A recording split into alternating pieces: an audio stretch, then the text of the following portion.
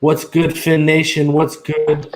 It's your boy Reason, and we're back here for another one. And I hope y'all like the new surroundings we got going on right now. Trying to take this channel to the next level every day. But EMdolphinfan, the Jason Taylor to my Zach Thomas. What's good, homie? How y'all feeling? What is good, homie? Fans Nation, what's good, baby? Hope everybody's out there safe and just living their life to the fullest. Let's get into this, homie.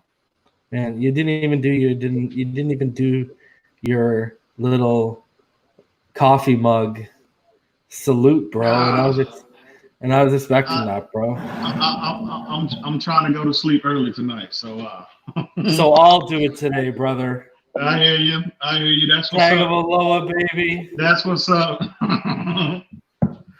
That is what's up, bro. Fins up, baby. Let's get it. Oh yeah. You know what it Tua, is, let's bro? go, baby. Let's get it.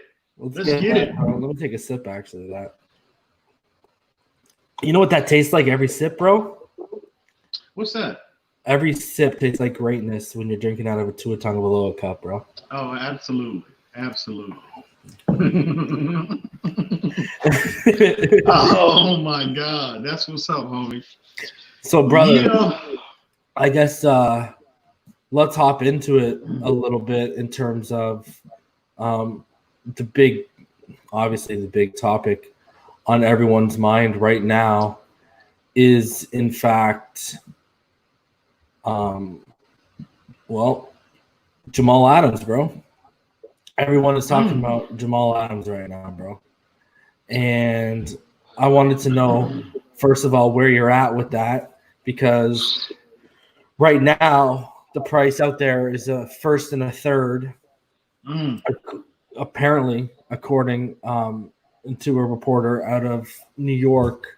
I mean, in terms of having to pay the guy, plus also looking at having to give up a first and a third round pick, especially when we got high hopes if one of those land in the top 5 or top 10 of getting a really solid player this year to continue to add to the build. What do you think about that?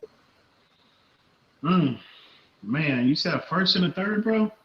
First and a third. Wow. And you have to pay him.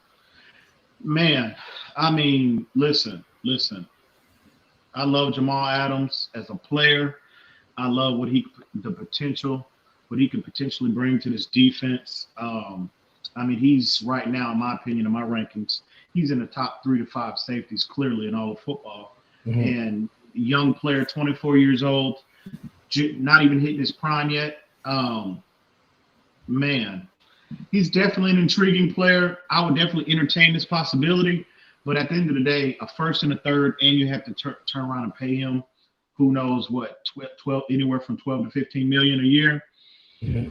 Man, that might be a little too. And I want to say this. Can I say this, brother? Because I know there's talk going on right now in the chat. Nico and everyone. Apparently, someone in another stream was talking about how this man is only in the box and how he's not good in coverage. Well, let me hit y'all with something. So this man had 400 total snaps in the box last year. He had 297 at the free safety position. So this man has shown he can play both. So whoever's saying he's a strong safety, but he's shown the ability that he can play the high perch, bro, by himself if he needs to, bro. Right. And here's another thing. To whomever is out there saying that this man isn't good in coverage, last year he had an 87.3 coverage grade from PFF, but let's get a little deeper into the numbers, bro. This man was targeted 33 times last year and he allowed 20 receptions. Okay, so that's for like a 60.6 completion percentage against him. But he only allowed 150 yards over the course of those 20 receptions. So that's only about 7.5 yards per reception. His longest against last year was 21 yards. You know, he only allowed 58 yards after the catch last year. He only had 4 games last year where he allowed 10 or more yards after the catch. And here's another thing, bro. And once you guys get into the analytics, even the good guys, people who a lot of us see as really like good corners, the passer ratings against them are usually in the 80s to the low 90s. It's when, like I was telling Ian before we went live, once you get a passer rating against of over 100, that's when 100 or over, that's when you start asking questions. Well, his passer rating against was 79.1. So, good. I mean, Jamal Adams, he's versatile. He can play free safety, strong safety. You can line him up on the D line. You can put him on the line of scrimmage if you need to, bro. And, you know, he's also proven beyond a shadow of a doubt that he is you said it before we went live. He excels at covering tight ends and running backs. That's one of his strengths. Exactly. Like, guys, my comp for him before we went live, I said to EM, one of my favorite safeties ever is Brian Dawkins. He reminds me of Brian Dawkins with a little sprinkle of Ed Reed to his skin. The way he's physical, the way he's contact, the way he reads and recognizes early. Like, people didn't realize that. Absolutely. You know, Brian Dawkins was really good at reading and recognition. Very, very good. And that's why it allowed him to lay people out. Because he was there as soon as the ball got there and he was cleaning your clock. And Jamal Adams, the same thing. So, I mean, bro, I agree with you, bro. I think, to me, he's the best safety in the NFL. So, I don't think they'll trade in division. I don't think they'll trade in division, though. I agree, and it's Adam Gase. Last I checked, Adam Gase is still the head coach of the New York Jets. And he literally drafted Ashley Davis just because we were about to take him. Like, we all know he's stunted. Yeah, exactly. That pick, bro. Yeah, but love the player. You know, extremely versatile, extremely ultra athletic. Like I said, I love the potential he could bring to this defense. But at the end of the day, I don't think this is a realistic option. And in considering, you know, it's not an indictment on the player's ability, but first, third, and you have to pay him. That's an expensive pill to swallow, bro. I just don't. Even for a safety, even as good as he is, that's a little too expensive for my taste. And I mean, but I would love him again. As long as the compensation is reasonable, I would definitely entertain, this possibility of trading for him. I mean, I would say, I would even, mortgage our 2 seconds for him. You know what I mean? But it's just the draft capital in addition to the contract that you're going to have to give it. You're going to have to pay him is what's, causing me to pause on this potential trade. But that's not an indictment on the player's ability. Love him, love what he potentially could bring, but that's expensive, bro. No, I agree, because we talked about when we were first, like how they won a first and a third, and I said, okay, I'd be willing to give them a second and a fourth, but I agree. If you could get away with giving them the 2 seconds, if you actually think about it, you're not going. Those 2 picks you're going to get in the second combined probably aren't going to be as good as impactful from day one as Jamal Adams would be. But beyond that, if you could add Jamal Adams as your second round pick and then basically be a trade, and then you could still hold on to those 2 first, and you could make something of those 2 first. If you get 2 blue chip players with those 2 first, that would be 3 blue chip players and 4 picks, even though one's a veteran.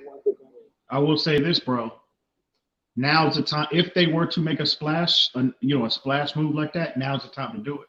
We have a surplus of capital. And what did I say? We talked about Jamal Adams weeks ago, and I said I would do this. I even brought up the jersey swap of Jamal Adams. I brought it up for people to see. And, I'm glad you bring up the surplus of cap space, because if people remember, we got $28,082,621 of cap space, but Noah Benogany and Robert Hunt still need to be signed. So we got about 23 million of cap space. So you could pay this guy $15 million, and you can still have $8 million rolling over the next year. And again, we have the surplus of capital moving forward because you have, potentially like the year after. I think you can always move off of you can move Xavien Howard at some point. You can also move. We talked about this privately, but I think next year, Devontae Parker. I think maybe potentially this could be his last year in the Dolphins uniform, because it's not an indictment on him, the player or the person. It's just that I think the smart move would be to move him. Especially if he has another monster year like he did, last year, because now his trade value will be peak value. so you can get the most for him. But anyway, if you were to give a contract like that to potentially to Jamal Adams, it's not going to cripple you in terms of your flexibility under the cap, because we're not paying a quarterback $30 million. We're still a relatively young team, and we don't have a lot of cap, a lot of massive deals other than like what, Byron Jones maybe. And again, like I said, Xavien Howard. Yeah. But Xavien Howard, I think his contract was front loaded. Yeah. So this year and the year after, they're team friendly, cap friendly type of numbers. So yeah, you can now's the time. Again, I think that's expensive for a safety, but if you're gonna make a move like that, you just sign it you sign him to a deal too where it comes up for all of the options on these first round picks and all these guys. You sign it for a 3-year plus a team option for the 4th, bro. That's what you try to sign them on, bro, because that 4th year will be the last year for a lot of these guys we just drafted. Then a lot of our first rounders though will have the 5th-year option that we can add to it. But so you could figure out in 4 years, hey, do I want to renew this guy? He's still one of the best safeties, or you move on from it, bro. Again, what you're doing is you're adding to that. We've talked about this before. I mentioned this after the draft happened. I told everyone we've gone from a 2-year rebuild, guys, to they're creating a 4 to 5 year window to win, and that's why I don't think it's a far-fetched. That's again subjectively. I want Tua to sit for a year. Objectively, because I've realized they've created this window, the need or want or desire for Tua, if he gives you the best chance to win, again, because to fit in that window, that is why he might start earlier than all of us projected or hope a first-year starting quarterback would. So let's talk about Adams a bit more before we round it out on him. Where does he want to go? Because it did come out. Adam Schefter did drop a list. So the Baltimore Ravens were one. The Dallas Cowboys were another. The Kansas City Chiefs were another because he did give 7 teams. The San Francisco 49ers were another team. The Seattle Seahawks were another team. If you all notice what the consistent theme going on here is, the Houston Texans, I don't know why you'd want to go there with Bill O'Brien, but, I mean, they're probably salivating on what Bill O'Brien's going to give up for him. The Philadelphia Eagles, who could really use him, considering where their secondary's at. And, I mean, you look at those 7 teams, bro. You look at those 7 teams, and what's the one consistent theme? Even if we do believe the era of the Houston Texans being consistent at this is over, the consistent theme is what? That they're all playoff teams, right? Consistent, legitimate contenders for the playoffs. So one thing to note. Obviously, a team could swoop in out of nowhere, but it's clear he wants to be going to a culture that wins more than loses or is in a rebuilding stage, or et cetera, et cetera. Well, one thing to note about those teams, though, Reason, they're limited in terms of the resources that they would have available to pull off a mega deal like that in terms of cap space and draft capital. So, we need to be mindful of that. So if the Dolphins wanted to get into this bidding war, nobody can outbid us. Nobody has more, resources available that we can, include in a package for this player. So I'm not saying, I haven't heard anything to make me believe that the Dolphins are, really considering this. But, he's an outstanding player. He's a very, very good player. So we'll see. We'll see how this unfolds. But again, it's one thing. You can have you can have a list of choices that you would like, teams that you would like to get traded to. But again, look at the resources they have available to pull a mega deal, because they're not going to give them away. They're not giving them away, bro. So you need to be mindful of that. No, I agree.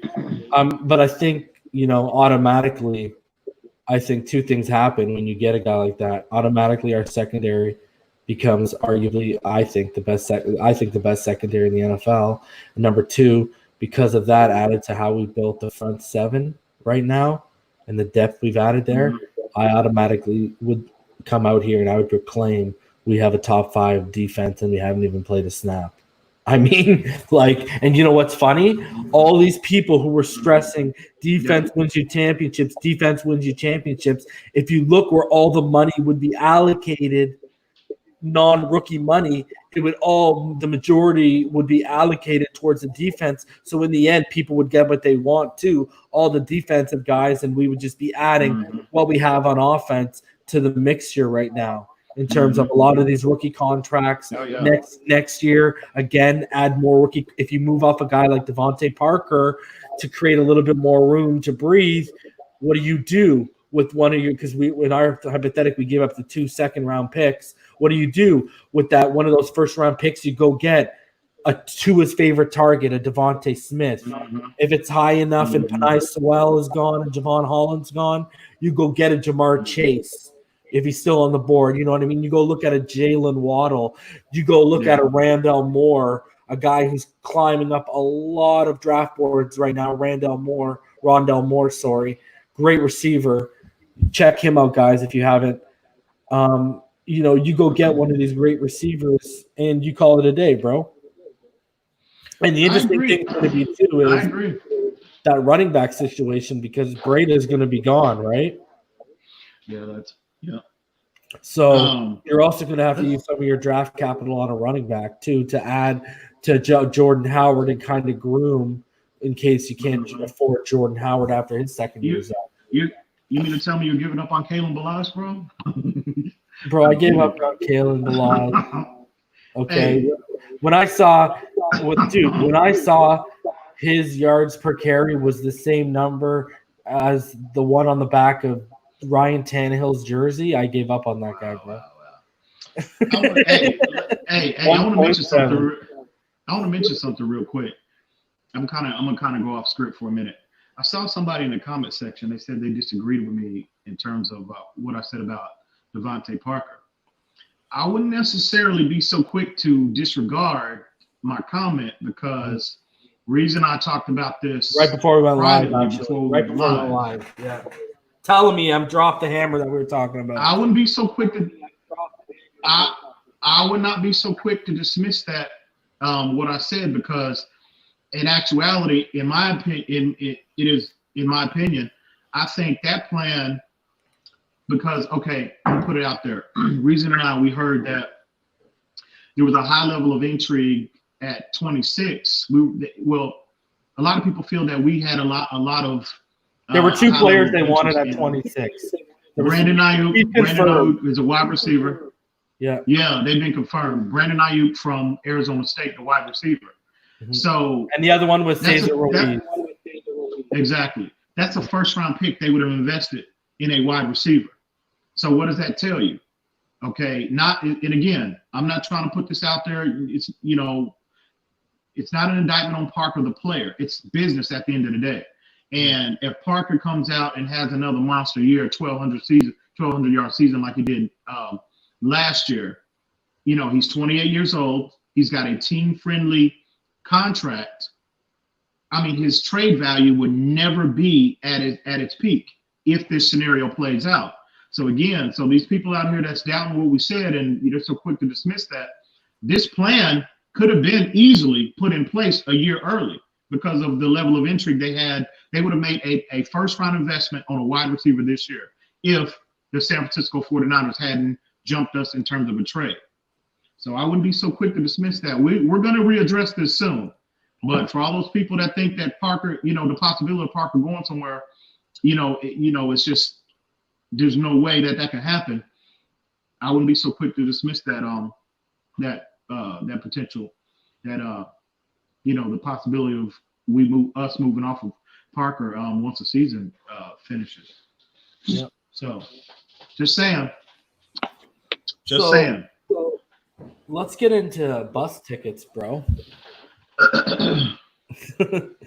And my favorite part of the show, bro. And the craziness. We got 2 Josh Rosen stories, bro. So let's let the people know. The first one, bro. and I've actually spaced it out.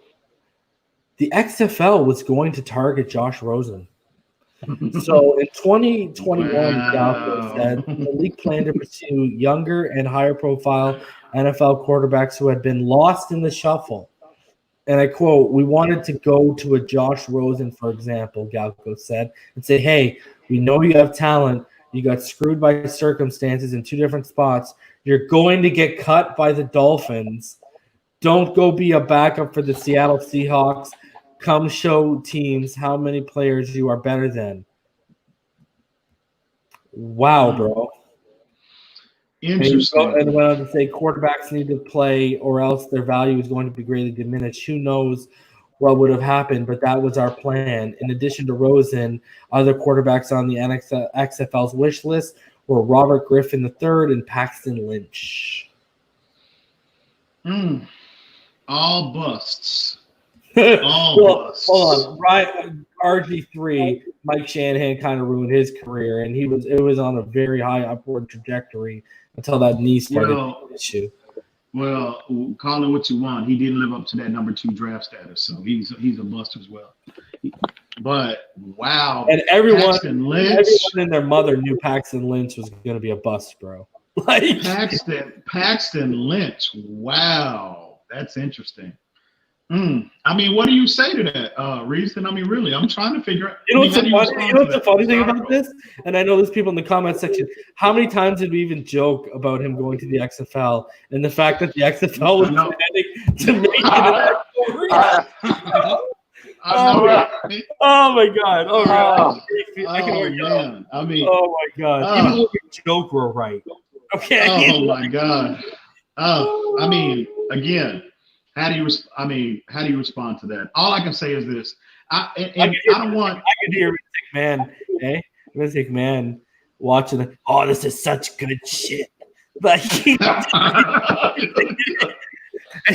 we've got Josh Rosen. Josh Rosen. Oh, we got him. Oh, he's gonna like the XFL. He'll be a star. He's a star. Yeah. Oh my God.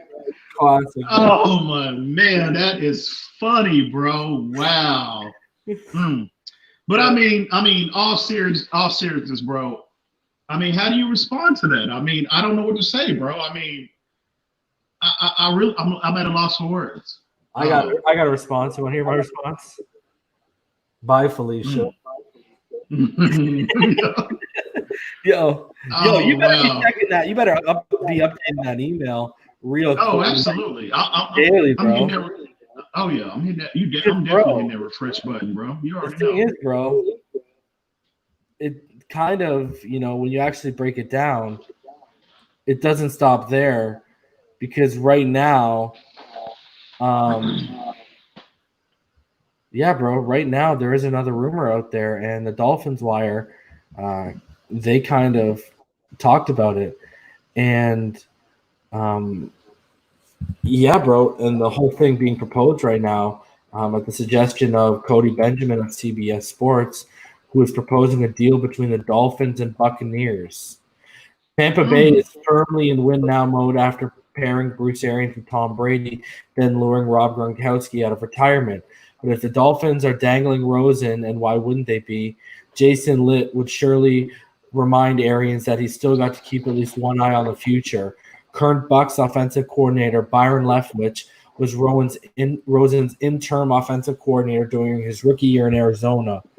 Rosen is exactly the kind of heady pocket passer who could learn from Brady, and Tampa has not a single development quarterback in the pipeline. Evans is expendable now that Antoine Winfield Jr. is in town, and he'd at least make for a low-risk, high-reward addition to Brian Flores' defensive backfield, or Minka Fitzpatrick's old spot could still use help. So I believe he's proposing that we trade Justin Rosen to the Tampa Bay Buccaneers for safety Justin Evans and a 5th-round pick. Mm-hmm. Oh. Where do I sign? I can't believe someone's offering an actual breathing human being. I know, right? I know. You brought the water boy. They're offering a player and a pick. Oh, what do I sign? This is like, if Chris Greer can pull a trade like a similar trade like this off for Rosen, just like he did with Charles Harris, bro. Kudos. You have to give that man. He's a front runner for General Manager of the Year, bro.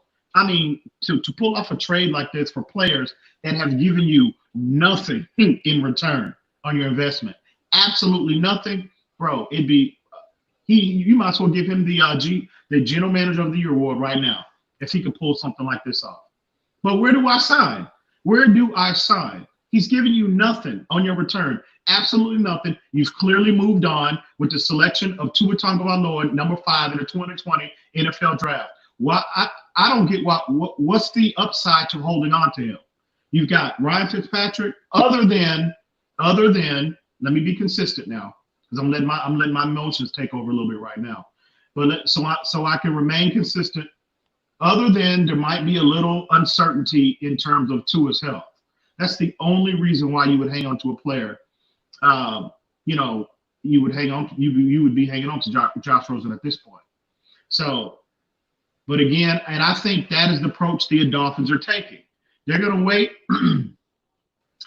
He'll get preseason reps. Obviously, he should.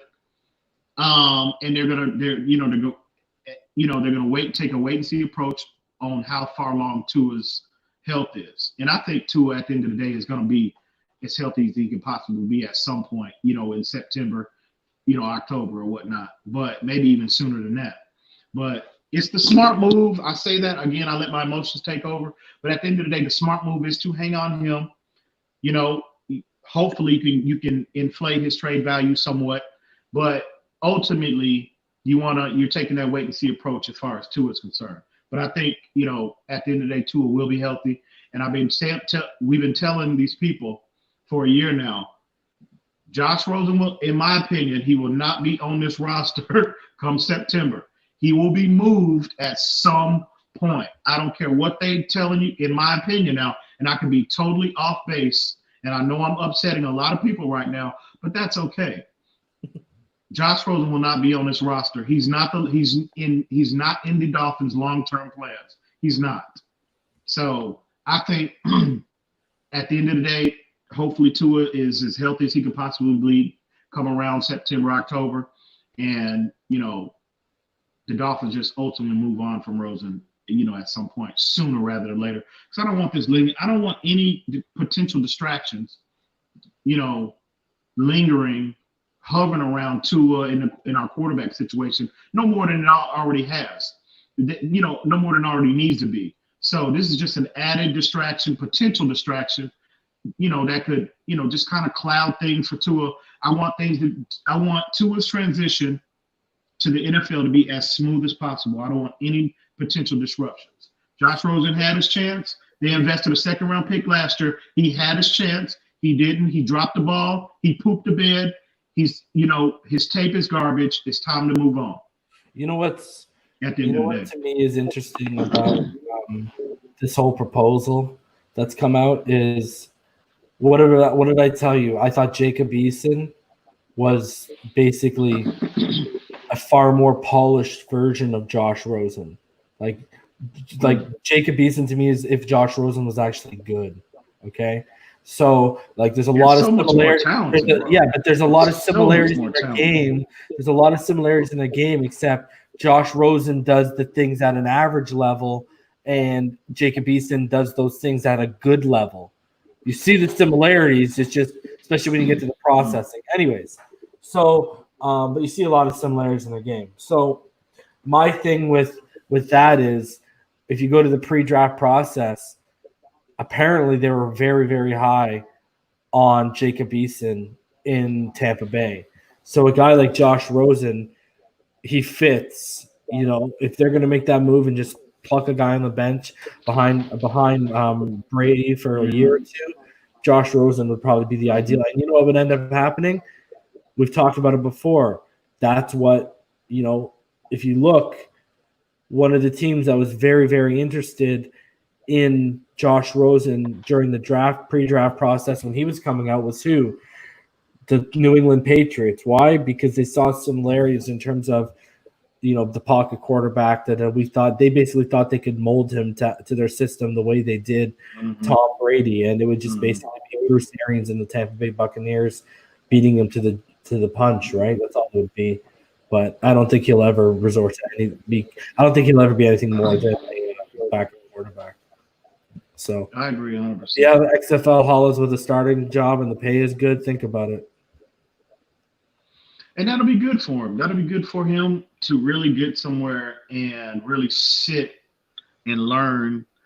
Because at the end of the day, I mean, I don't feel sorry for him. The kid is making millions of dollars. I don't feel sorry for anybody making millions of dollars, bro. Mm-hmm. But you can, the argument that Rosen never had a fair chance, I'm not going that far. But, it has been a tough situation back-to-back years, for him. I will say that. But again, the NFL, bro, it's a grown man's game. You know what I mean? The NFL waits for nobody. You either you got to get out there and prove that you belong, or the league is just going to pass you by. And apparently his growth has been stunted considerably. Why that is, I'm going by film study. I'm going by tape. But you can say, well, he didn't have this, he didn't have, coaches believe in him, enough. He didn't have enough support. Whatever. At the end of the day, he didn't get it done, period. And I'm going by what the tape tells me. And I think the Arizona Cardinals did. And I think Brian Flores did as well. They're going by at this stage of his career. Now, he might go somewhere, sit, learn, get in a system that is more suited for his skill set. Maybe. Who knows? We see players, in similar situations have little success in one place, get cut or get traded, go somewhere else. They wind up having, productive careers in the NFL. Who knows? That might be down the road.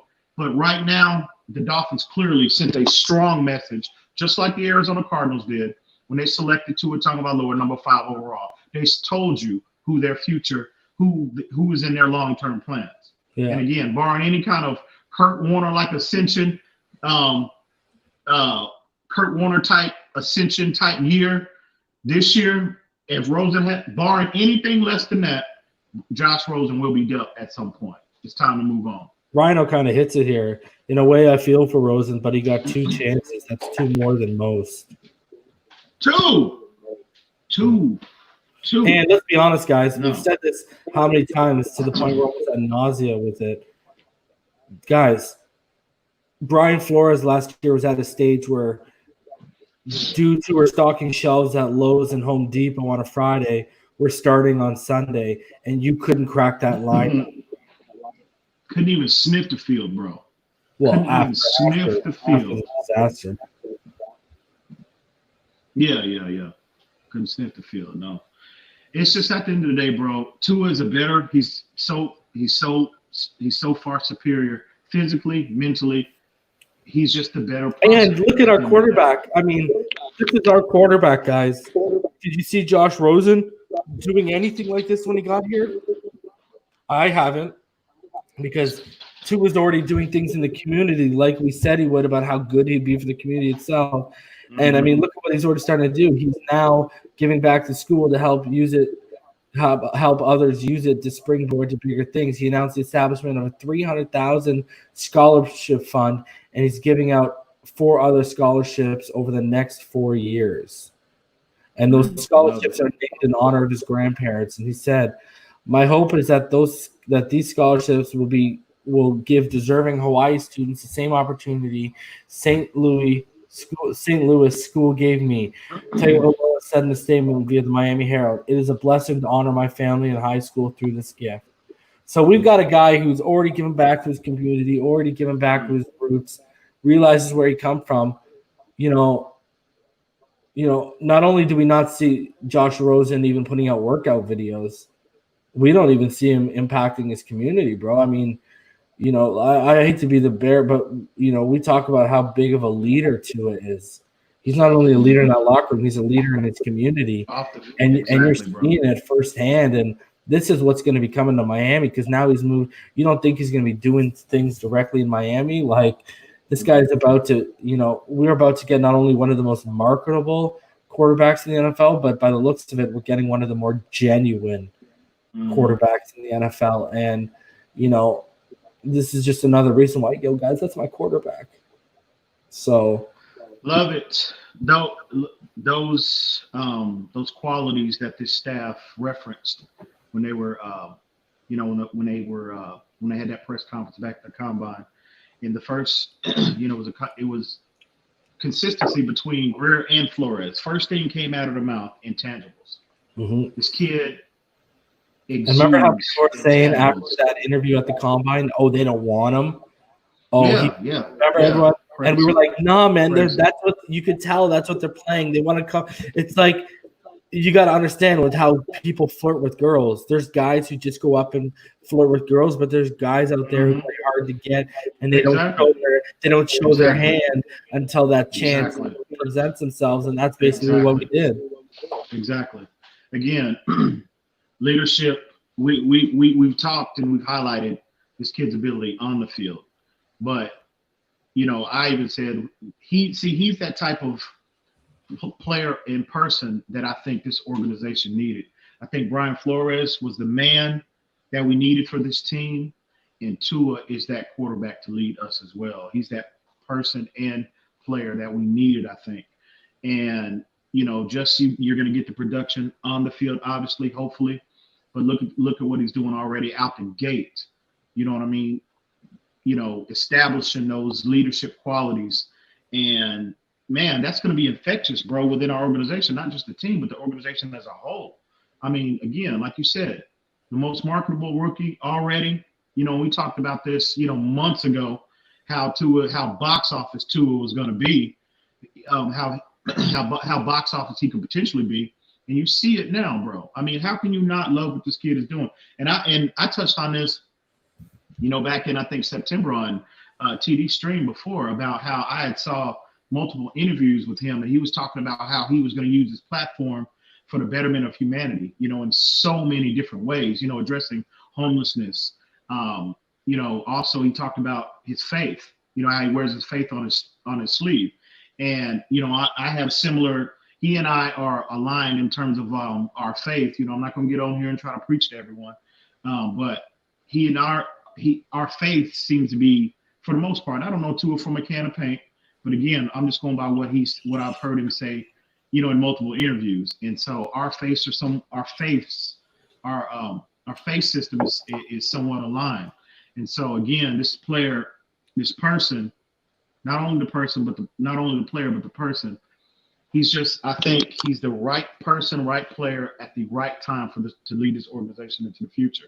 And again, how can you not love what you're seeing already from this kid? From a physical standpoint, rehabilitation standpoint, and you're seeing stories like this surface, how can you not fall in love with this kid? And again, I told y'all, I'm going to really have to check myself because I told you I don't fall in love with players. But it's going to be extremely difficult for me not to fall in love with this player and get, foolish and stupid about him because I'm all about that logo. But this kid, he's going to make it extremely difficult for me because how can you not love what you're seeing already to this point?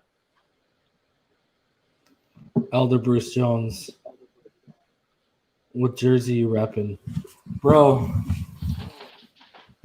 Joey Porter, brother. People forget, we were talking about how before we went live, people forget how good he was when he won Comeback Player of the Year here. So I'm repping the Joey Porter. I got the white version too because Joey was an absolute monster, guys. But no, I agree with you, bro. Everything you just said, like I've already, bro. I mean, how much I spent at NFL shop on Tua Tagovailoa merchandise, and now I'm out here getting cups. Like I'm all in. You know why, bro? Because we were all in before the draft process. Like a year before the draft process, we were all in, and the fact that everything came to fruition that we had hoped, that was amazing. Yo, Elder, it's Joey Porter, bro. 55, Joey Porter.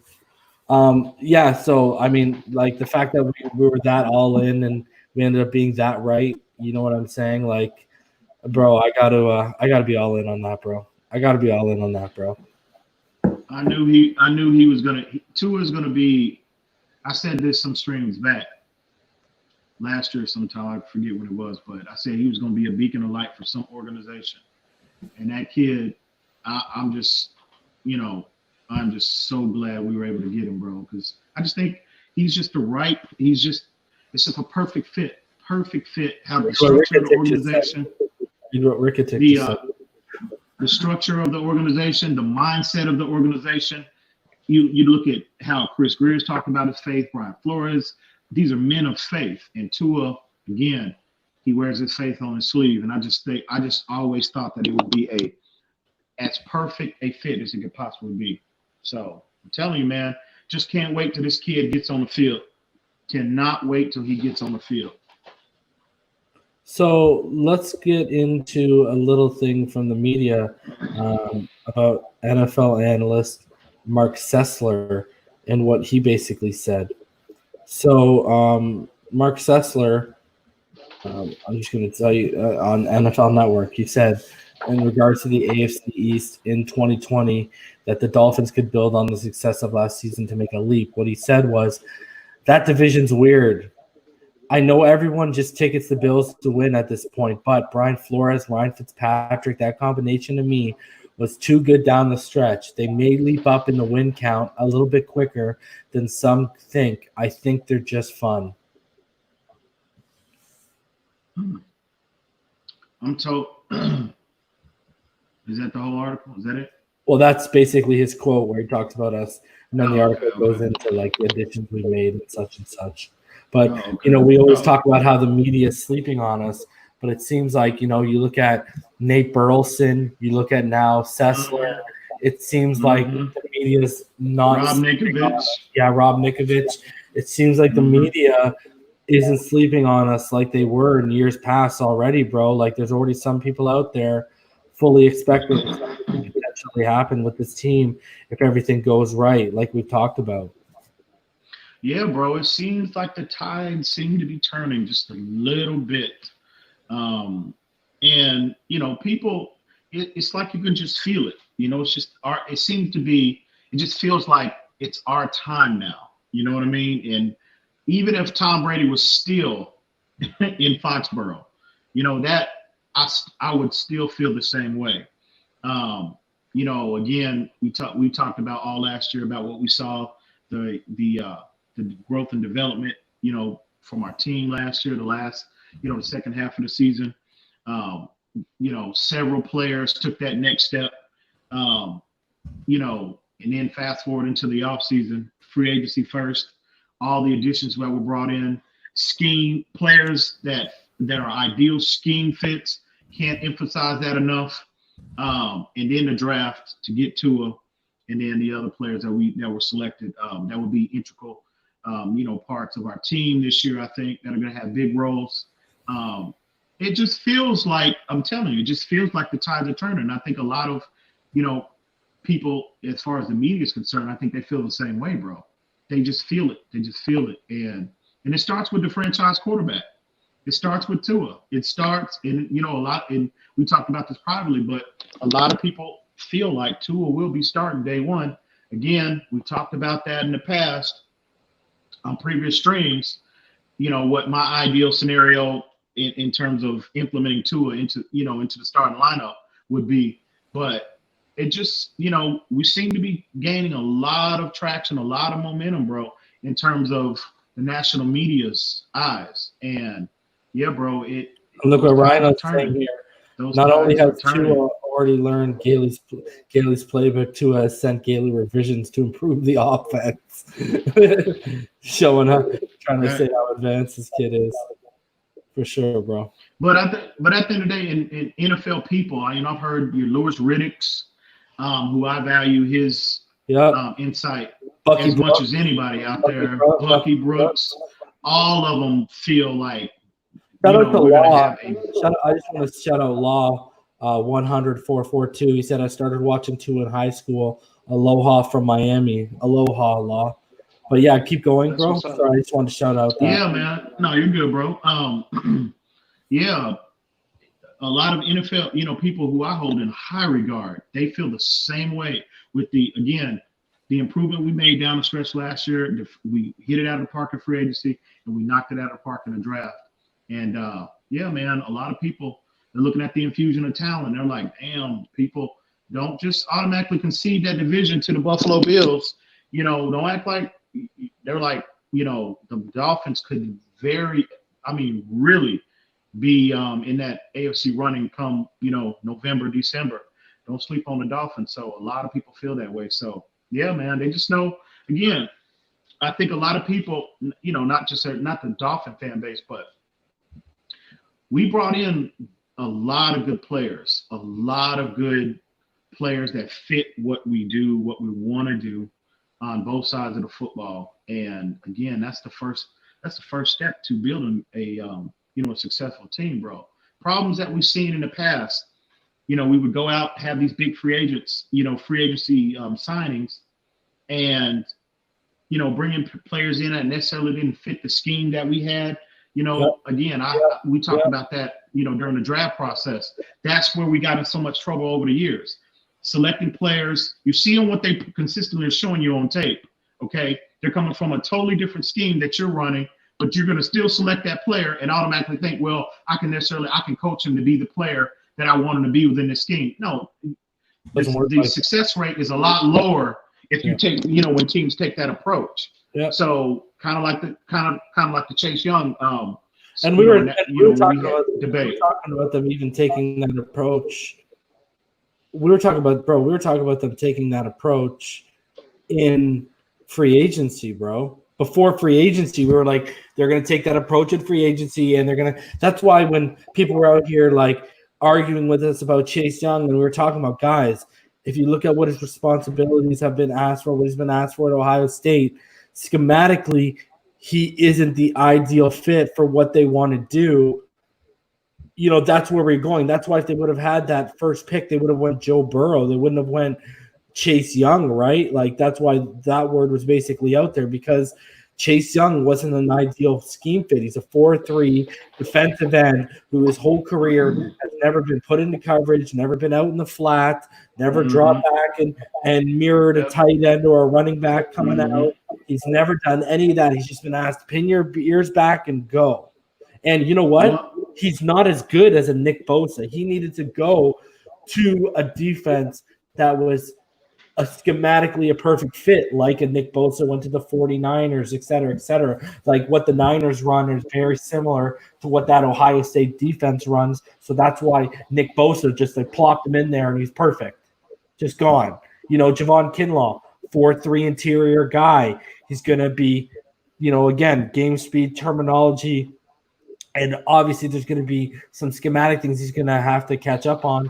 But for the majority, he's probably going to be comfortable. Now, if you put him into a 3-4 and you start asking him to do all these other things, he has the athleticism that he could do it, but we haven't seen him. That's why when you go look at craziest people are going to hear me say, guys, Curtis Weaver is a better scheme fit than Chase Young. Raekwon Davis is a better scheme fit than Chase Young, guys. Like, if you're going an end, if you want an end guy, you want an Ogba type of guy, and Ogba has shown way more responsibility and way more diversity on tape than what Chase Young has. And again, I get it. He's only been in college. You're going to have to ask him to develop. But I'm telling you right now, if you look at what they're doing in Washington, they're not going to be asking him to do much more with all the talent they've already got there. They're going to build that defense similarly to what San Francisco is doing, where they're going to dramatically make it so they can generate enough pressure with those front four so they don't have to send more. That's what they're going to try and do over there with Jason, et cetera, right? They are primarily a wide 9, 1-gap, 4-3 base team. And, that's – Chase Young would have been a scheme fit a couple years ago, guys. Yeah, basically. And again, you just want to, when you're selecting a player, especially that high, you have a vision for a potential player you could be drafted for every player you're drafting. And especially if you're drafting that high, you want a player to consistently put on tape, and you want what he put on tape to mirror the vision that you have for him. And again, that's picking too high, taking a chance on a player. Well, I can coach him up. That's too high to be making that big of a gamble, in my opinion. So at the end of the day, hopefully Chase Young turns out to be a good player for them or whatnot. But I want to say shout out to Ricketic for coming through with another $100 U.S. donation. Oh man, this dude is crazy, man. Shout out, bro. I hit you up this morning, Rick. I didn't hear back from you, so I DM'd you before we went live. I'll check my DMs after the show ends. But yeah, I texted you this morning, brother. So yeah, but Rick, you already support, Rick, man. Because I want to say what you guys are seeing right now, that new surrounding, that new look, man. That's off some of your guys' donations, man. So we're putting, like I told y'all from the get-go, we're putting it right back into the channel, guys. So we really hope y'all guys like the new look, and we appreciate you guys for continuing to support this, man. You already know what it is, Rick. Man, we appreciate you, homie. Yeah, for sure, brother. Appreciate you like tenfold, man. Appreciate everybody. Shout out to everybody. Everyone who shows support, even by just tuning in, retweeting, so hitting that subscriber button. We're at 885 right now, so we're about 115 away from that giveaway where you're going to be able to customize your gift. Hint, hint, wink, wink. So y'all going to want to stay tuned for that kind of stuff, bro. But yeah, let's get into some more news, bro. We got a couple other things before we get into the main topic, man. And tonight's just flying by. Love the energy, man. This new look got the new vibes, bro. Oh yeah, definitely. So, loving it, man. So the NFL All-Decade Team was just released by ESPN, brother, and one Dolphin did make it, and that's Cameron Wake. So they said Wake is a perfect representative because he was nationally underrated, but he's consistent, impactful, and emotional play, made him a fan favorite. Wake totaled 92.5 sacks, 204 QB hits, 21 forced fumbles, and 5 Pro Bowls over 10 seasons in Miami. Wake, who went undrafted out of Penn State in 2005, it was one of the best free agent finds in NFL history. The Dolphins signed him in 2009 after he won the CFL's Most Outstanding Defensive Player Award in 2007 and 2008, and he went on to establish himself as one of the best pass rushers of the decade. Honorable mention, Rashad Jones, safety, 2010 to 2019. There are several worthy options here, including receiver Jarvis Landry and center Mike Pouncey. But the right choice is Jones, who, along with Wake, represented the heart and soul of the Dolphins in the 2010s. At his peak, Jones was one of the NFL's best safeties and a 2-time Pro Bowler.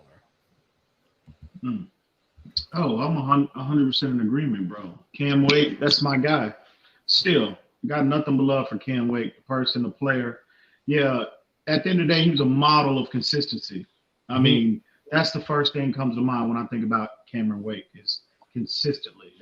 That dude, he was on a lot of bad teams, and I think we didn't win as much, and that's why he didn't get the recognition nationally like I felt that he deserved. And people sleep on it. I remember people on their platform saying he couldn't set the edge. Bro, people sleep. That guy could set the edge, bro. Like, I remember Ace used to brag about how well he set the edge for them. Well, he just wasn't. He just wasn't a premier edge setter. That's all. Yeah. I agree. He wasn't,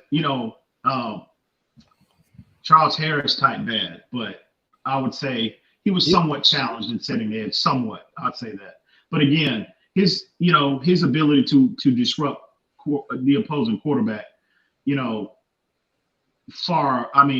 was just, in terms of pass rushers, bro, you had to put him in his prime. You had to put him up there with the Von Millers and your J.J. Watts, your I'm trying to think of some other guys that when he was in his prime, you had your J.J. Watts, your y'all in the comment section, help me. Who's some other guys that was around the NFL that were dominant during his prime years? I'm not talking about last year or I'm talking about his prime years. Who were some other great players, edge players? Von Millers, J.J. Watts, I would say pass rushers in general. They don't necessarily have to be a defensive end or a stand-up outside linebacker, but I mean just pass rushers in general.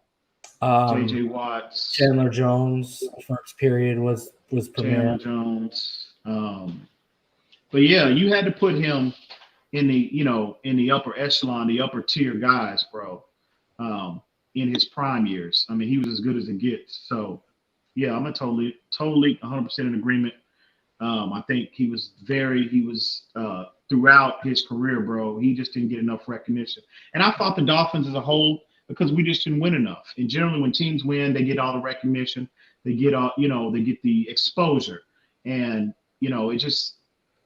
it really bothers me in hindsight when you think back, we had a player of his caliber and we weren't able to put enough support around him to put a consistent winner out there, with him. And, again, leader, he wasn't the most vocal guy, but he led by example. So yeah, I think we didn't do Cameron Wake enough. We didn't get enough support around him for us to win and for him to get the exposure I think that he deserved. But at the end of the day, fantastic player, definitely deserves to be in the Ring of Honor. I wouldn't necessarily say a lock. I wouldn't say Hall of Fame worthy, but at least in terms of the Hall of Fame. Richmond Webb, I think, is the Dolphin that deserves to be in most. Then the second most is Zach, and then I think the third most would be, I guess, Cameron Wake. At least in terms of the Hall of Fame, Cameron Wake needs to be in a conversation needs to be had about him, but I don't think ultimately Cam Wake gets in. He doesn't have, I don't think, the career numbers. I don't even think he has 100 sacks in his career. But he started late. He went and did a stint in the CFL. So, but again, fantastic player. None but love and respect for Cam Wake. So some people named some people. I saw Terrell Suggs. Julius Peppers, Dwight Freeney. Because Dwight Freeney was a lead for a little while. Rookie Khalil Mack, DeMarcus Ware, Jason Pierre-Paul, Olivier Vernon for a couple years, I guess. So yeah, there were some guys, but yeah, Cam Wake was definitely up there.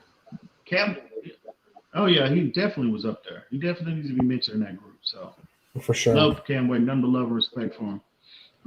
So let's. I'm gonna play a clip for everyone.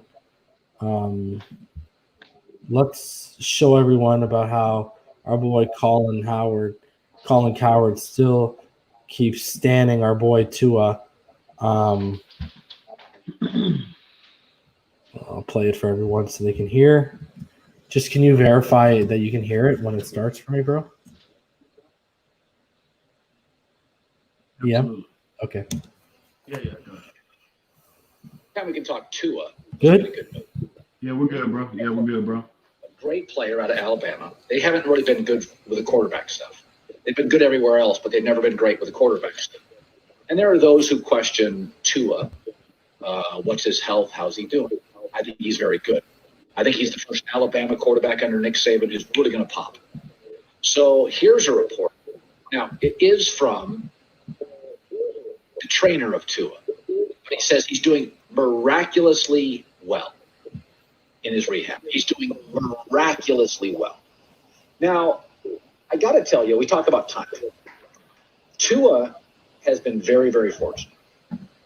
He's been very fortunate. No OTAs. So all the rookies must be. All of everybody. Nobody got a head start on Tua. Secondly, this pandemic has given him 3 months to just rehab. And because of the new NFL rule, the only people allowed in facilities now are players rehab. And this is something. First impressions. You always want to make sure when you walk through that door on the first day, you want to look good, you want to smell right, you want to look good, don't want to trip. That's not great. First impressions are big. What would have been the first impression without a pandemic? Two is the facility among the world's best athletes. He's limping around, can't even practice, wrapped up. The first images, he's banged up. That dude's flying 100 miles an hour in practice. That dude can't even practice. That guy can't. So sometimes he can't even watch practice. He's rehabbing. But instead, Tua is now with a handful of players rehabbing. They're all limping a little. And he's going to walk into those first weeks of practice in August, July and August, just like everybody else for the first time. And they're all going to go, 4 practices in. Oh, he doesn't look like everybody else. He's faster. Timing's been everything for him. Think about college. We've always looked at this injury as a negative. If we're talking about long-term, not short-term, is it? So because of the injury, he was rated higher than Joe Burrow a year and a half ago. Because of the injury, he drops. What does he drop to? Historically a better organization, Miami. He drops, in my opinion, a better coach. He drops to Miami, AFC East, easier division. Doesn't have to play Lamar Jackson twice a year. Pittsburgh Steelers twice a year. Unbelievable Cleveland roster twice a year. It's more of a so-so quarterback division with 2 or 3 super talented quarterbacks. Certainly one that could be MVP, Lamar Jackson.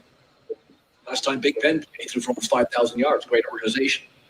So we've always looked at this injury as a negative, and it's certainly an obstacle and something he's having to overcome. But I even look at the virus and I think to myself, he kind of got a break. He didn't lose any time to Joe Burrow. He didn't lose any time to the other rookie quarterbacks. Nobody can practice. He gets to go through his rehab, and then when he's introduced to the majority of his organization, he's 100% healthy. I think Tua is going to be magical. I think it's going to be about 4 practices, and everybody in that building goes, wow. I mean, think about this. Miami, because of the injury he dropped, didn't even have to give up draft picks to get him in the draft. It's another advantage. The other advantage, he has Ryan Fitzpatrick. I mean, could there be a better veteran quarterback? Harvard guy, been around forever. No, he's not a franchise guy. Nice guy. I'll help teach you the tricks of the NFL. I just think it's all working out for Tua. I mean, listen, the injury's not great. You wouldn't have rooted for it. You wouldn't have picked it if you didn't have to. But in a weird way, divine intervention, that the seas are kind of opening up. Everything's kind of falling into place. And I think Miami's going to be a lot better than people think. I think Tua's going to start a lot sooner than people think.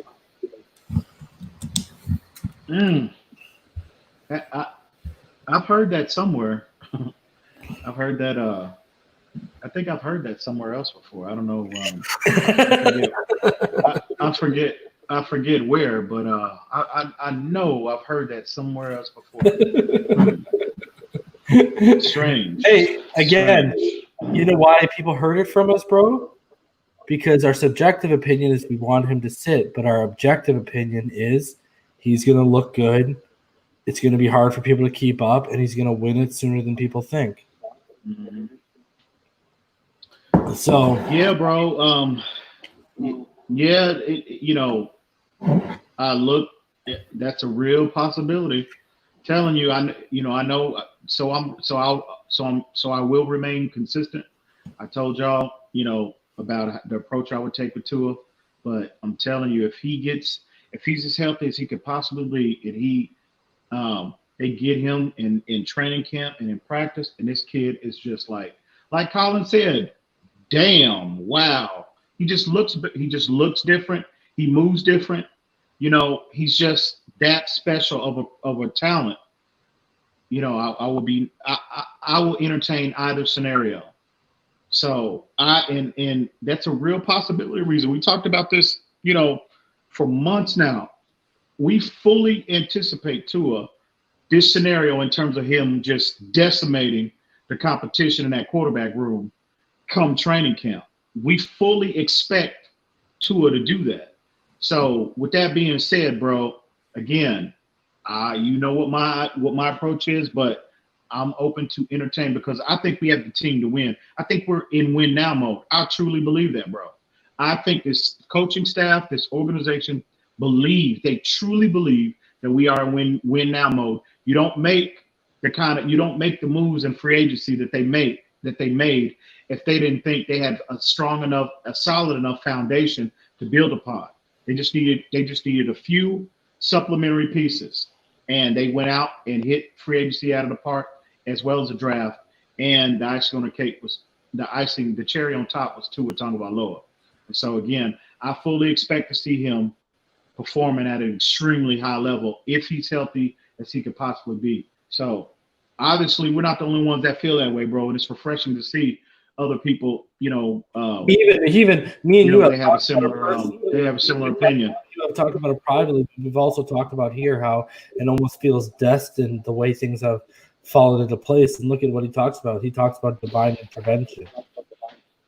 Exactly. And we talked about that as well. I think we talked about that earlier about how all of the stars, everything just seemed, even and not just the tank for Tua talk, but it just seems, I'm telling you, the structure of the organization and him, what he brings as a person, it just seems like an ideal fit. And again, obviously, his skill set is undeniable. His tape is undeniable, and we just talked about the person. So it does seem that way, bro. Like all the stars aligned were perfectly aligned for him to fall to us. And that injury, as long as we don't ever see that injury happen again, it looks like it was a blessing in disguise, bro. If he turns out to be the player that we all envision him to be. So, could it be divine? Could it be divine? Divine intervention? Who knows? But it just seems like Tua, again, considering the structure of the front office and the organization, the coaching staff, it just seems like an ideal fit, bro. So can't wait to see him on the field. Cannot wait to see this dude on the field. I'm telling you, I cannot wait. So I believe in the comments, let me find it here. Carlos asked, Reason, what's going on with your Tua jersey? Still waiting on mine. Status is pending. So I'll give everyone an update because everyone knows I ordered my Aqua throwback Tua jersey Nike Pro literally 20 minutes after they hit the site. Like I'm not even, and I ended up buying 2 other shirts. I ended up spending almost $500 between shipping, duty, handling, and exchange rate for me because the Canadian dollar is just getting absolutely hammered right now. So I'm going to show you guys. This is what's going on where I'm at, Carlos. So they actually shipped one piece, the orange Tua shirt that I got. They shipped it on 8 days ago, and last I checked yesterday, it was still in Buffalo, so it's not even made. And as far as my Aqua Vapor Limited jersey and this shirt that I got here, I am still pending. So I know people were just starting to get their Nike Vapor jerseys from our regular everyday Aqua and white that people ordered right around draft time. So I'm not expecting these things, honestly, till at least July, which is crazy, but that's just how the world is right now. And the demand for the jersey itself is ridiculous. But let's get into Xavien Howard here for a sec, bro, because some pretty big news broke last night in regards that, the NFL has decided not to suspend Xavien Howard for the start of the 2020 season because of a December domestic charge. The state dropped the charge in February. Mm-hmm. So fantastic news, bro. One less thing that he has to have on the back of his mind. Can continue not only rehabbing, but continue getting back to that Pro Bowl form and being arguably what we hope to be the best number 2 corner in the NFL and creating a lockdown duo with him and Byron Jones. What are your thoughts, Ian? Yeah, I was very, I was glad to see, this report, and I'm glad the NFL, he didn't receive any, a suspension or anything of that nature. So hopefully now he can just get back to rehabbing and getting back to,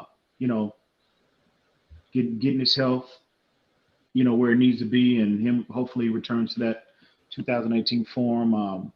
But more importantly, I hope whatever issues he has going on, his personal life, I hope more than anything he resolved those issues So yeah, hopefully, he's worked on that and addressed those issues. But this is definitely good news to hear that he's not, he won't be receiving any kind of a suspension or anything like that. And yeah, he can just continue on his rehabilitation, get 100%, and that's one less thing we have to worry about. Hopefully, moving forward, because you definitely want to minimize as many distractions, as possible going into any season, and especially one like this, it would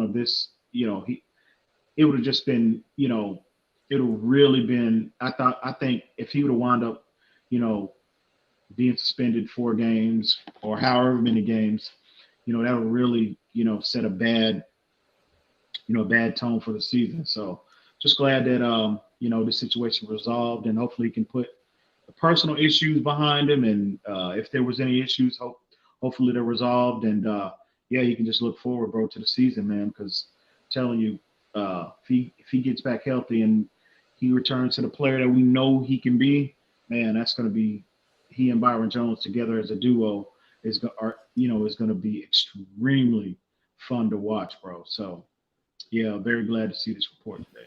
And I mean, imagine Noah Benogany and Noah Benogany growing and developing behind them, and Nick Needham continuing to blossom and flourish behind those guys. I mean, you look at our top 4, we would be absolutely nice, in my opinion.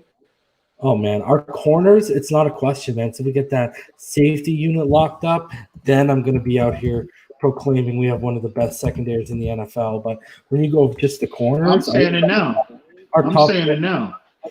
Our top 4 corners are unbelievable, bro. I love them, bro. I'm saying it right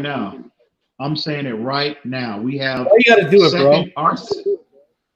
Our secondary, as we're sitting here tonight, we have a top 5 secondary right now. I truly believe that.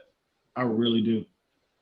I really. The only thing, like I said, our defense overall, the only thing that I'm somewhat, and it's not a major concern. It's just, I just would have rather, in addition to Raekwon Davis, I would have rather them, signed a veteran presence, a veteran nose tackle. Even just, I would have preferred them to bring back John Jenkins, But again, it's not a major concern. But if there's it, and I'm just, nitpicking at this point. But I think overall our defense is drastically improved. Drastically. Again, overall, we could be easily top 10 ranking is easily obtainable. Secondary wise, we have a top 3 to 5 secondary right now, bro. I firmly believe that. Logan Hampton says we need a nickname for our secondary. Well, brother, close friend of the show, my good buddy, Jason Sarney, he already came up with that idea, bro. And I want y'all to see it. I've shown it before, but guys, it's the Florida Keys, guys. That's what we need to call the secondary, the Florida Keys. Bro. I mean, look at that. You got Jones Beach, you got Xavier's Island, you got Needham's Key West. You got the Igbenogany Inlet, a nice 3-hour tour of the Florida Keys and where you can stay. Come get it. All right? Come get it. That's all I got to say. This is going to be I'm really excited to see what this goes out. Hopefully, Jones develops into what they think they can mold him into. Because like I've said before, the majority of Who was that? Brandon Jones. Brandon Jones. Oh, yeah. That's Byron Jones on here, but I'm also talking about, this is all the corners, right? These are all our corners. So yeah. No safety, but I'm talking about hopefully. But I think, and I'm telling you, I think people are sleeping on Eric Rowe, bro. We could see I think, I'm expecting his production to go up this year as well, bro. People are sleeping on Eric Rowe. Eric Rowe was very good last year down the stretch. Y'all should go look at I think Travis had he tweeted out his he evaluated Eric Rowe last year, and he tweeted that out a couple weeks ago. it was very interesting information and statistics, analytic wise. And he brings the analytics as well as the tape in his evaluation of Eric Rowe. And it was, he had a very good year, man, especially considering he didn't start the year off in that position. Keep in mind, I think they inserted him in that role, the fourth game of the year? So he went through OTA's training camp, the first 4 games of the season as a boundary corner. And just 1 week, they just made the switch and moved him inside to that strong safety role. So another year, full year of development in that role, film study, how to prepare his body for that role. I look for increased production from Eric Rowe. Mm-hmm. Just saying. So, just saying. Dr. Fauci came out today and talked about how for the NFL season to basically proceed, we need to be in a bubble, NBA style bubble approach.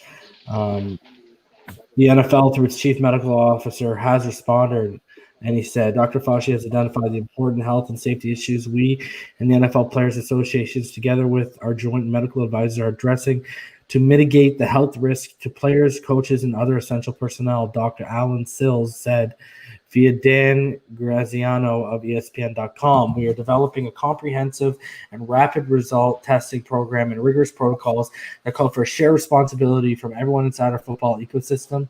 This is based on the collective guidance of public health officials, including the White House task force, the CDC, infectious disease experts, and other sports leagues. Make no mistake, this is no easy task. We will make adjustments as necessary to meet the public health environment as we prepare to play the 2020 season as scheduled, with increased protocols and safety measures for all players, personnel, and attendees. We will be flexible and adaptable in this environment to adjust the virus as needed. Most notably, Dr. Sills does not rule out a bubble concept. What are your thoughts, brother? A, do you think we're going to go through with the season this year, one? And number two, we mentioned this a couple stream backs. Remember how I said you would basically have to isolate teams in hotels, keep them away from their family. If you have fans in attendance, you basically got to start them up halfway up in the bleachers and then do a certain amount of rows between everyone and then you can go all the way to the back. The referees would also have to be in this bubble. And I basically said when you got people who are attending to the stadium, they might also have to be in that bubble too. But because the only other way is if they would only be able to access the stadium before and after the players leave. But at the same time, you know what I mean? The players could be back in a week where you need to be quarantined for 2 weeks. So therefore, even stadium people might have to be put into this bubble. So realistically, you can see a lot of people kind of maybe having to be away from their families and be isolated together in this league for it to happen. What do you think? Yeah, man, it's concerning. Definitely concerning. All of these reports, all these with the Dallas Cowboys and the Houston Texans, multiple players coming out, multiple players testing positive. It's definitely a concern. I don't see any other way. I don't see if they're going to move forward with the season. I don't see any other way that, this can be addressed other than this bubble, type scenario. Mm-hmm. I mean, you have to isolate everyone. You have to, so it's going to be tough on players to be away from their families, friends and families for that, because 5 months? But I don't, what's the alternative? I don't see any other way. I don't see any other possible way that you can have a season and minimize, the potential for an outbreak amongst NFL players unless you isolate them. So I'm all for it. It's concerning, this article, because, we talk about this every other day. It seems like I don't want any disruptions. What this country needs, along with other things, I'm not saying it's the only thing, but we need football. We really do, bro. You know what I mean? We need football. We need basketball. We need sports in general to come back at some point because, it seems like all we're consuming is negativity. Considering the climate of in particular this country in the United States is concerned, it's nothing but negativity. So we need some positivity in our lives at this point. But I don't see any other way possible unless they implement this this scenario. I just don't see it. They have to isolate everyone, bro. And considering especially especially here in Texas, about how the infection rate is just going through the roof again. So, and that's all across the country. Mm-hmm. So, man, it's troubling. It's concerning. I'm very concerned. Hopefully they get a plan in place, and it turns out to be, they can have success with it. But man, it's gonna be tough, bro. It's gonna be extremely difficult. So we'll see, man. We'll see. Yes, I personally don't think they're gonna. I personally don't think they're going to miss out on what's going on in terms of they're going to play a full season, even if they have to basically say, okay, forget it. We're not going to have fans in attendance. They're not going to miss out on the TV revenue money, bro.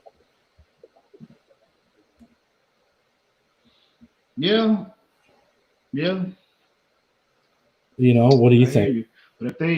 I'm more worried about I'm more worried about what not necessarily them having a season. It's if the country gets shut down.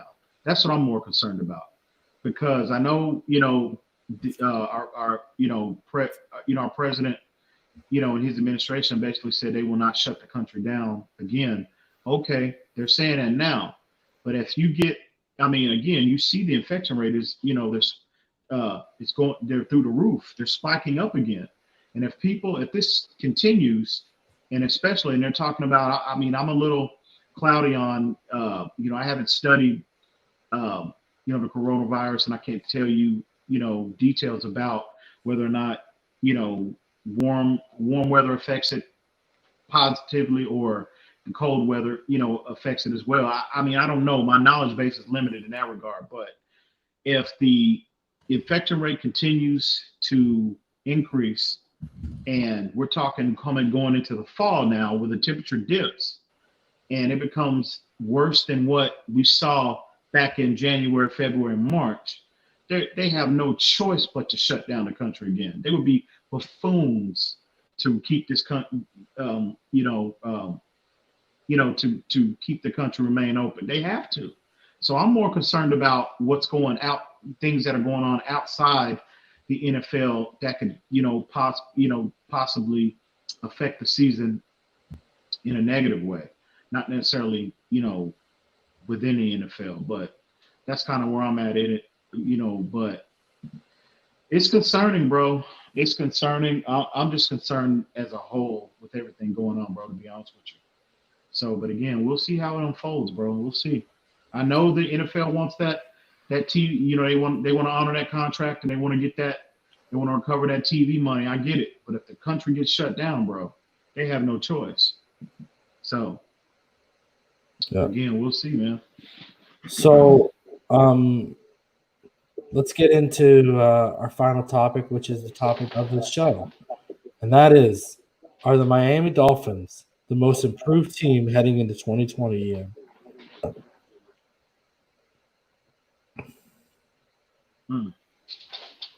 Are you asking me? Asking you, bro.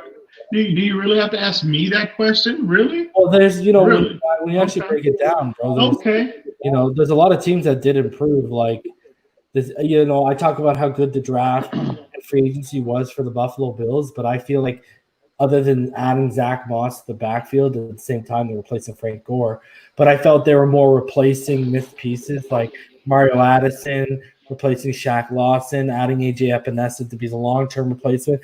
Like, it felt like they were replacing more than actually getting better. You know what I mean? So, but look at Cincinnati, bro. Cincinnati, they added Joe Burrow and T. Higgins.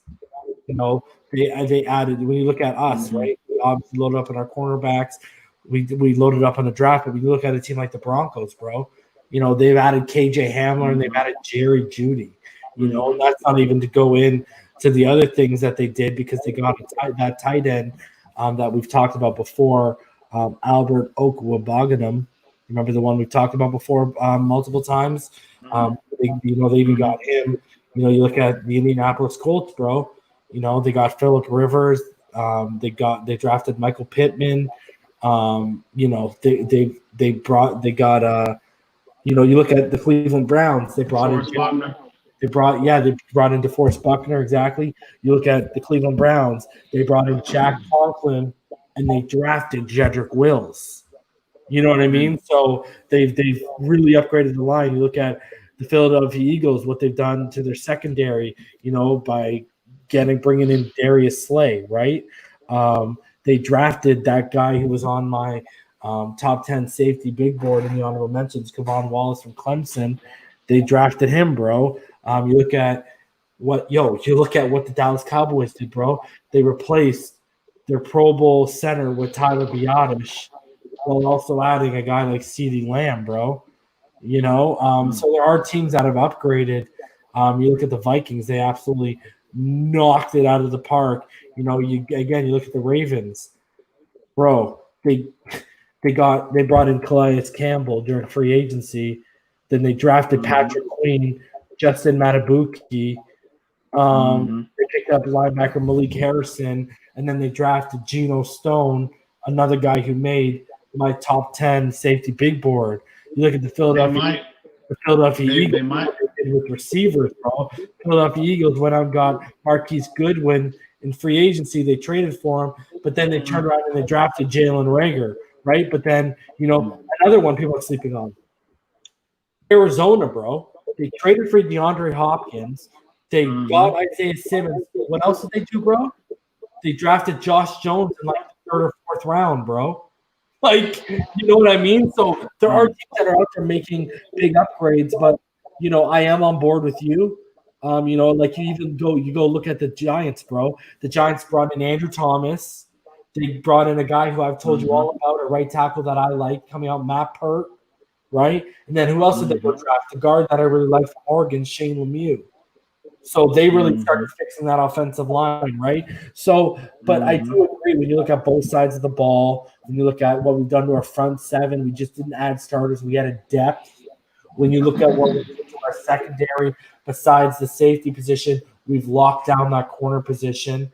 When you look at offensively, with a trade and a signing, we solidified that backfield with that thunder and lightning combo. Me and you have been talking about that. We wanted for months. Right? We wanted that for months. They went out and got that. They drafted Tua Tagovailoa. They totally, with $24 million without Robert Hunt signed yet, $24 million, only $2 million more than Laramie Tunsil, what Laramie Tunsil will be earning this season. They totally refaced that offensive line.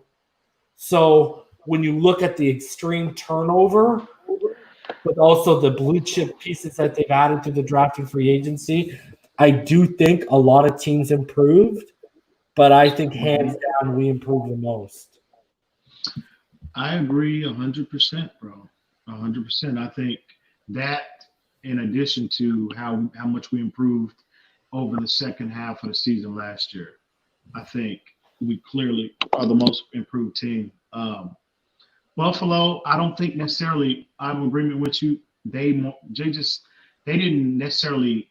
The only clear upgrade that I see that they made was the Stephon Diggs signing trade. Other than that, they just, it was kind of like, they just replenished what they lost. Yeah. They just replenished what they lost. So, because, with that being said, the players that they brought in, AJ Epinesa, Shaq Lawson, are you going to get the same production out of AJ Epinesa that you got last year with Shaq Lawson? More than likely not, because he's a rookie. More than likely not.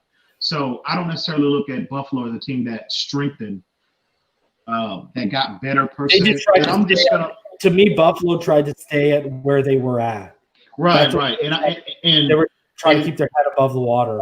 And I'm looking through the lens of the AFC East. I'm not even thinking about the rest of NFL, because if we want to be in the AFC East, in terms of I think we're the most. In the AFC East, it's not even close. Absolutely. Because if we want to be competitive, we have to win the division first. To be honest with you, so the second most improved team in the AFC East would be the New York Jets, because they actually drafted at a competent level and they made some decent moves in free agency. But even still, what they did pales. And again, I still think Buffalo had a better free agency and a better draft. But like we said, Buffalo was trying to stay where they're at, while we think the Jets have actually improved.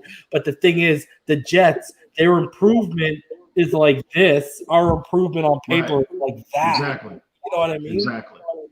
Exactly. So I think, just the AFC East alone, I think we were the clear head and shoulders, clear cut. I mean, we improved the most out of anybody.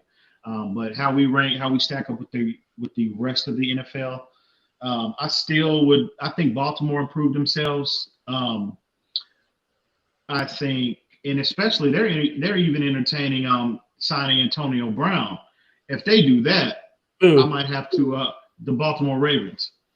So if they do that, with Melvin Ingram too, right? What's that? They had a J.K. Dobbins too, right? Absolutely. So, and then they re-signed, they franchised Matthew Judon, so they brought their best pass rusher back next year. So, Baltimore is a team that I would put, kind of close to us in terms of overall improvement. Yeah. But I still think, with that being said, bro, I still think we improved our team. Again, that in addition to how the growth and development we saw over the second half of the season last year, I think that clearly, that clearly puts us head and shoulders above everybody else in terms of our overall improvement. And I fully expect us to be competitive day one. Again, I think that second game of the season, that Buffalo game, is going to be the tone setter, because I think I look for us to go into Foxborough. Tampa. I look for us to. I will say, we forgot Tampa did improve as well. Because who did they really bring in? Bro, Tom Brady, Gronkowski, and Tristan Wirfs, Antoine Winfield Jr. Yeah, this is true. So they already had a loaded roster to begin with. They just needed a quarterback. They just need a quarterback. That's all. You chopping up, bro? Can you hear me? Yeah. But a lot of teams improving, but I still think, again, in addition to the growth and development improvement we saw last year, the second half last year, I think we were, with a clear cut, we improved ourselves more than anybody, I think. So again, on paper, they still have to go out there and prove it on the field on paper now. So. Yeah, I still think we improved ourselves the most, man. So, but I think that Buffalo game, really, because I really don't think, I'm just not sold. I'm not as high on Jared Stidham as I guess a lot of people are. And and it seems to me that they're more so than Jared Stidham's talent level. They seem to be placing their bets on, the possibility of Belichick finding that, the next Brady. As long as Belichick, if Belichick is he's not signing a veteran and he's moved forward with Stidham, that tells me a lot. Not me, bro. He's still gonna have to go out there and prove it just like anybody else. I'm not that high on Jared Stidham. Never have been. He's gonna have to prove me wrong. I look for us day one to go into Foxborough and it'll be a repeat of what happened in December, but it won't even be this close this time. But I think that second game, that Buffalo game, will be the tone setter for the year. I think, because I think we played them. We played them at home. I think, and that game right there is going to be, again, they're going to send a message to the rest of the AFC East and ultimately the rest of the NFL. I saw someone in the comments saying maybe the Ravens will trade Matt Judon for Jamal Adams. They don't need him, guys. They have Earl Thomas, and like I just said, they drafted a guy who was on my safety big board in the honorable mentions. He was in my top 10. They drafted Geno Stone, so they had their safety. And they definitely are set, man. And if you watched him at Iowa, Geno Stone was an absolute beast. And I definitely don't think they have the salary. I think they're up against the salary cap as well, bro. I don't think they have the resources to. If they trade Judon for him, okay. Well, in that scenario, I can see that, but I don't necessarily think they make that move because of what they have with their safety situation. Yeah, I agree. So, I think you know who a team that could use him is on the list is you look at Seattle or the Kansas City Chiefs. If you put him and Tyrann Mathieu as your safety duo for the Chiefs, oh my lord! But I think a team like the Seahawks, instead of bringing back Jadeveon Clowney at the money that they're trying to give that money to a guy like Jamal Adams, right? I mean, the San Francisco 49ers, I don't know if they can make it happen financially, but if they could, that would be scary. Holy. But, yeah, man, we're at the hour 35 mark. It's 11:30 p.m. Eastern. Anything else you want to add, Em? No, bro, man. Another good show on the books, bro. Just appreciate everybody again for coming out and appreciate all the support. And, yeah, man, let's just hope there's no disruptions, bro. Hopefully they have a solid plan in place to address this COVID-19 issue. Because I don't want to be sitting here, bro, September, October without no football, bro. I'm going to really go crazy. You think I'm crazy now, bro. I'm going to go ballistic. So hopefully, man, there's no disruption. So we'll see. Guys, we're going to be back tomorrow night.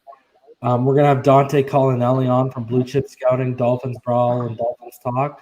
And we're going to go over the running back outlook for 2020 and also how we think they're going to deploy these guys snap-wise, a little bit of schematics, et cetera, et cetera. So you're going to want to tune into tomorrow night's show. We're continuing that whole outlook series that we had going on. So, you're going to want to pay attention. Follow the Twitter at Phinside the NFL, and we'll let you know what time we'll be going live at, probably throughout the day. Realistically, it's probably going to be 9-ish Eastern time, but I will let everyone know what the deal is tomorrow night. Man, another great show, bro. I hope everyone's loving the look. I hope y'all are feeling the new vibes we got going on here, man. And it's only going to go. This is only the beginning, guys. Shout out to everybody in the chats. Dwayne, I see you, homie. I see you, Rhino. I see you, George. I see you. I don't know about this DraftKings. I don't know about this DraftKings FanDuel guy, man. I don't know. I'm still. We gonna have to talk, bro. But shout out to George, David, dude. Ricketic, Mike Pellegrino, I see you, homie. Bill Dent, a name I haven't seen very often. Larry L, I see you. Troy Hicks. Roy Crosby. Yeah, man. I just want to give some love to everybody, bro. Yeah, man. We appreciate y'all for coming out. And as usual, man, we appreciate y'all for coming out, showing support to the stream, man. We do this for y'all, man. We wouldn't be here if it wasn't for you guys. So, guys, tomorrow is also going to be episode 40. So, as we say multiple times, multiple streams, hey, man, smash that like button, subscribe if you haven't, share with your friends. Let's get to 1K so we can do that giveaway for all of y'all. If you'd like to donate to the channel, I know we had the one donation earlier, paypal.me/Phinside is how you can donate. Once we get to 1,000 subscribers, then we can open up the super chat. But to be honest with you guys, if you want the honest to God truth, PayPal takes 50%. I mean, sorry, not PayPal. YouTube does take 50%. So I know it's a little bit more effort, but PayPal actually is a better way to donate long term. I know the super chat's going to be easier, but again, smash that like button. It does help the algorithm. Subscribe if you haven't. Man, Fake Spike 94, you get the shout out every single day, bro. All you do is show support and love for this. Homie. Yeah, you did forget about the homie, bro. You did forget about the homie, Fake Spike. And forgot about the homie, man.